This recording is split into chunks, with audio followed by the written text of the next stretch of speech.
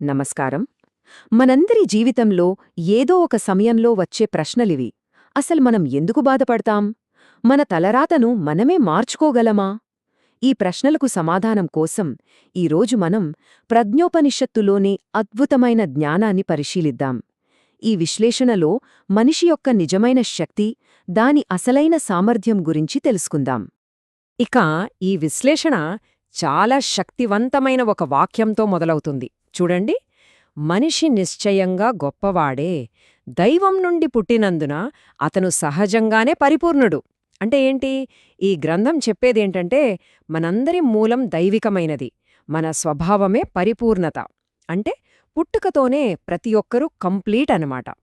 అయితే ఇక్కడే మనందరికీ ఓ పెద్ద ప్రశ్నొస్తుంది కదూ. ఒకవేళ మనం పుట్టుకతోనే పరిపూర్ణులమైతే మరి మన జీవితంలో ఇన్ని కష్టాలు, ఇన్ని బాధలు ఎందుకు అనుభవిస్తున్నాం? ఈ వైరుధ్యమే, ఈ కాంట్రడిక్షనే మన ఈ రోజు చర్చకు పునాది. మరి దీనికి సమాధానమేంటో చూద్దాం రండి. సరే, ముందుగా అసలు ఈ సమస్యల మూలమెక్కడుంది? మన జీవితాల్లోకొచ్చే ఈ సంకటాలకు అసలు కారణమేంటి? దాన్ని పరిశీలిద్దాం. ఈ గ్రంథం మన సమస్యలకు కారణాన్ని ఒక ప్రత్యేకమైన పదంతో వివరిస్తోంది. అదే కషాయ కల్మషాలు. వినడానికి కొంచెం కొత్తగా ఉంది కదా. వీటి అర్థమేంటంటే మన స్వభావంలో ఉండే మలినాలు, దోషాలు అన్నమాట. ఇవి ఏం చేస్తాయంటే ఒక తెరలాగా మన నిజమైన, మన దైవిక స్వభావాన్ని కప్పేస్తాయి. దానివల్ల మనల్ని మనం తక్కువగా అంచనా వేసుకునేలా చేస్తాయి. మరి ఈ లోపల పేరుకుపోయిన మలినాల వల్ల మన జీవితంలో ఎలాంటి పరిణామాలు ఎదురవుతాయో తెలుసా? దారిద్ర్యం, ప్రమాదాలు, తీరని కష్టాలు, దుఃఖం, చివరికి పతనం. ఇవన్నీ కూడా మనలో పేరుకుపోయిన ఆ కషాయ కల్మషాల వల్లే వస్తాయని ఈ గ్రంథం చాలా స్పష్టంగా చెబుతోంది. కాబట్టి ఇక్కడ మనం గ్రహించాల్సిన అత్యంత కీలకమైన విషయం ఒకటుంది. మన జీవితంలోని సమస్యలకు కారణం బయటెక్కడో లేదట, అదే మనలోనే ఉంది.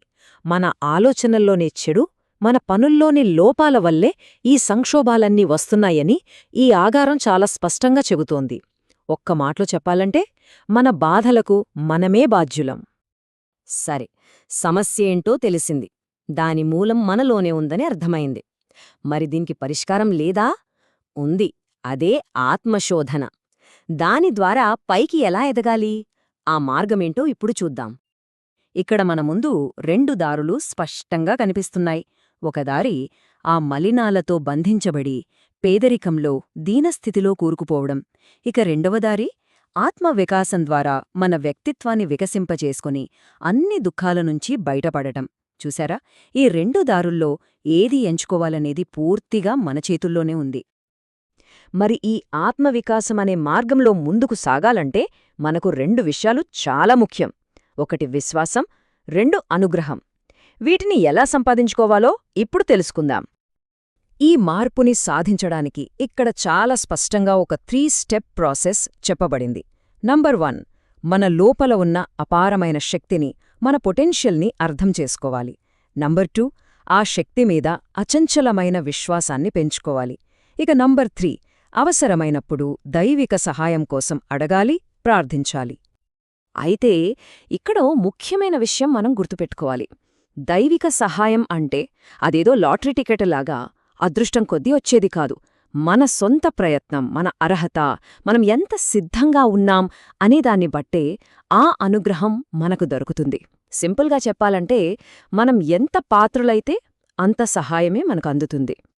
ఇప్పటిదాకా సమస్య, పరిష్కార మార్గం చూశాం. ఇప్పుడు మనం ఈ విశ్లేషణలో అత్యంత కీలకమైన భాగానికొచ్చాం. అదేంటంటే అసలైన జ్ఞానం. అన్ని సమస్యలకు మూల కారణాన్ని ఛేదించే ఆ జ్ఞానమేంటో చూద్దాం. ప్రాచీన ఋషులు మన బాధలన్నింటికీ మూల కారణాన్ని గుర్తించారు. అదేంటో తెలుసా? ఒకే ఒక్క భ్రమ అట. మనల్ని అందర్నీ పట్టిపీడిస్తున్న ఆ ఇల్యూజన్ ఏంటో ఇప్పుడు తెలుసుకోబోతున్నాం. ఆ భ్రమ మరేదో కాదు, ఇదే. అదేంటంటే ఆత్మ అంటే మనం, ఆ పరమాత్మ అంటే ఆ సుప్రీం సెల్ఫ్ నుంచి వేరుగా ఉన్నామని అనుకోవడం. ఈ సెపరేషన్ ఫీలింగ్, ఈ విభజన భావనే మన ఆలోచనలో ఉన్న అసలైన తప్పు. ఈ యొక్క తప్పుడు ఆలోచనే మన అన్ని దుఃఖాలకు మూలకారణం. మరి ఆ భ్రమను తొలగించే అసలైన నిజం, అల్టిమేట్ రియాలిటీ ఏంటో తెలుసా? ఆత్మ పరమాత్మ వేరువేరు కాదు, రెండూ ఒక్కటే. మన వ్యక్తిగత చైతన్యం, ఆ విశ్వ చైతన్యం, ఈ రెండు ఒక్కటే అని తెలుసుకోవడమే అసలైన విముక్తికి మార్గం.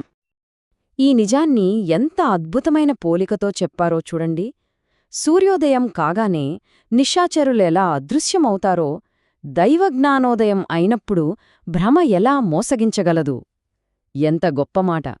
సూర్యుడు రాగానే చీకటి ఎలా అయితే పారిపోతుందో, సరిగ్గా అలాగే ఈ జ్ఞానమనే వెలుగు మనలోకి రాగానే భ్రమ అనే చీకటి మనల్నింకేం మాత్రం మోసం చేయలేదు.